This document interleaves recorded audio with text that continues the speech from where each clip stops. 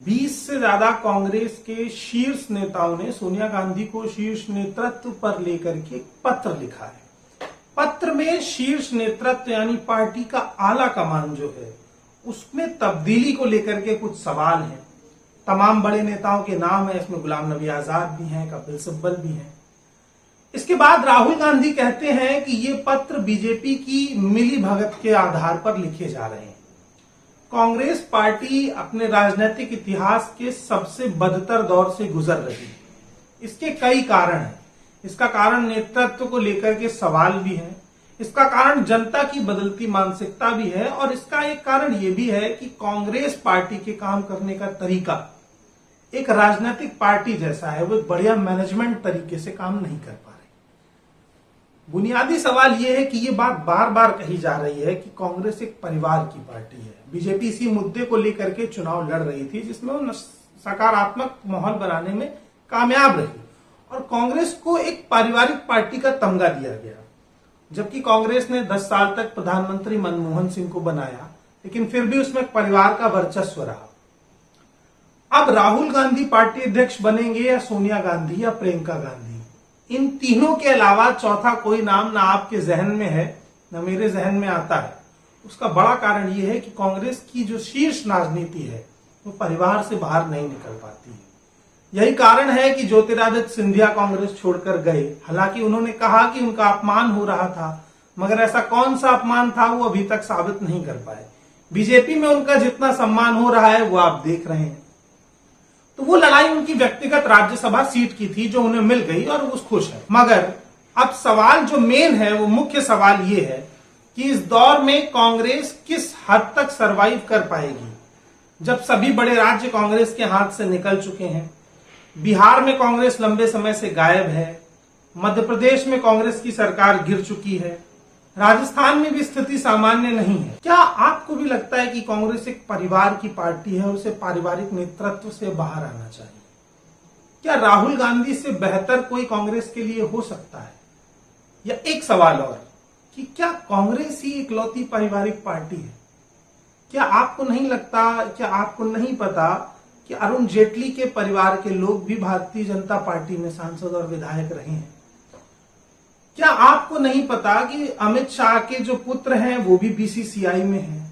क्या आपको नहीं पता कि भारतीय जनता पार्टी के तमाम नेताओं की परिवार की संतानें बीजेपी से ही सांसदी और विधायकी के चुनाव लड़ रही हैं? क्या आपको नहीं लगता कि समाजवादी पार्टी में परिवारवाद है? क्या आपको नहीं लगता कि लालू यादव की पार्टी भी परिवार आधारित राजनीति कर रही है? क्या आपको नहीं लगता कि रामविलास पासवान की पार्टी भी परिवार आधारित राजनीति कर रही है? मैं आपसे बार बार ये बात कहता हूं कि राजनीतिक पार्टियां अपनी राजनीतिक विचारधारा को विरासत की तरह चलाती हैं। जैसे इस देश में राजशाही थी, फिर लोकतंत्र आया, तो कहा गया कि अब जनता का शासन होगा, क्योंकि राजा ही अपना उत्तराधिकारी तय करता था, जनता को चुनने का अधिकार था। लेकिन हमने कैंडिडेट नहीं चुने, हमने उत्तराधिकारी ही चुने। यही समस्या रही कि हम लंबे समय तक राजनीतिक पार्टियों के वंशजों को राजनेता के तौर पर देखते रहे।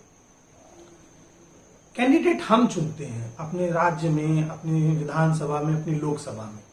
हम तब भी राजनीतिक पार्टियों के नेताओं के पुत्र और उनकी बहुओं, उनके बेटों को एक बढ़िया लीडर के तौर पर चुनते हैं, वो भी उस राजनेता के नाम पर। क्या हम कभी ये सवाल अपने जहन में नहीं लाते हैं कि हम जिसको चुन रहे हो कितना पढ़ा लिखा है, उसके भीतर की क्या योग्यताएं हैं? तो जब हम क्षेत्रीय स्तर पर इन समस्याओं को नहीं सोचते हैं, तो राष्ट्रीय स्तर पर इस समस्याओं का समाधान कैसे संभव है? ये शुरुआत आपके घर के दरवाजे से होगी।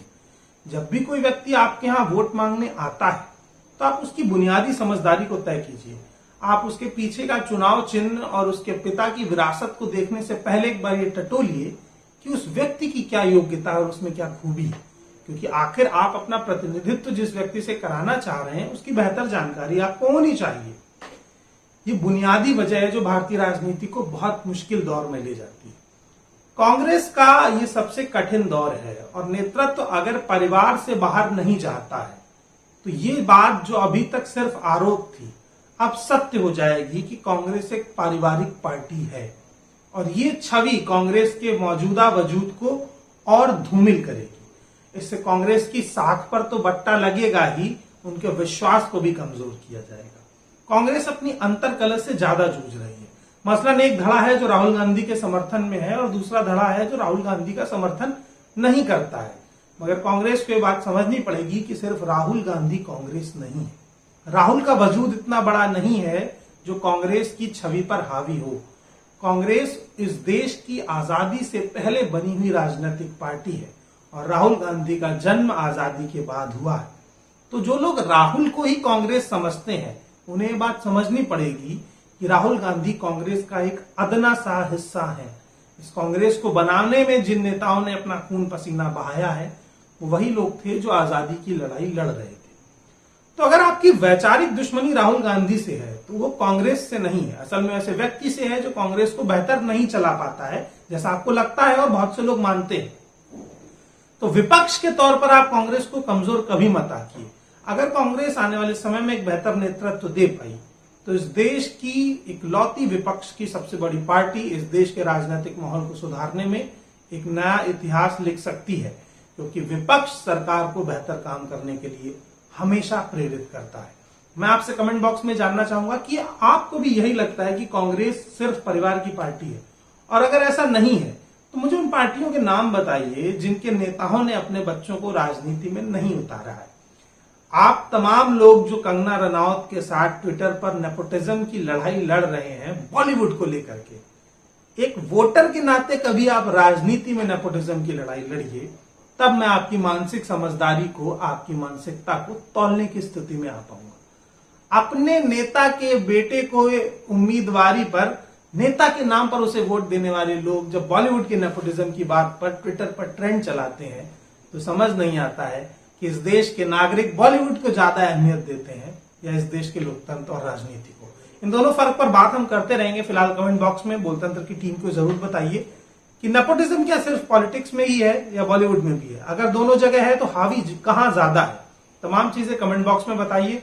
अगर अभी भी आपने बोलतंत्र को सब्सक्राइब नहीं किया तो चैनल को सब्सक्राइब कीजिए, बेल आइकन दबाइए ताकि सारी अपडेट्स आप तक पहुंच सके। और ये खुला प्लेटफॉर्म है जहां हम आपसे खुल करके बात करते हैं। तो कोई भी कमेंट हो हमें जरूर करिए ताकि हम उसका जवाब आपको दे सकें। धन्यवाद।